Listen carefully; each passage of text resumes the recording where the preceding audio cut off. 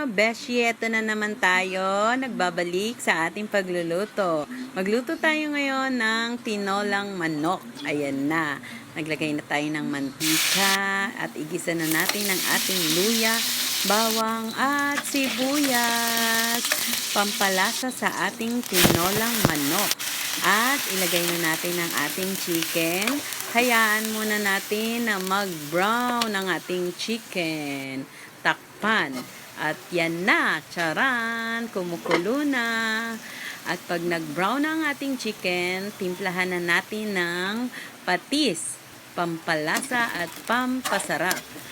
Yan, halo-haluin muna natin para lumasa at lagyan na natin ng sabaw. Ayan, mga besh, lagay na natin ang ating hinog na papaya. At ayan na nga mga besh, luto na ang ating chicken tinola. Tara na, tara let's kumain mga beshi.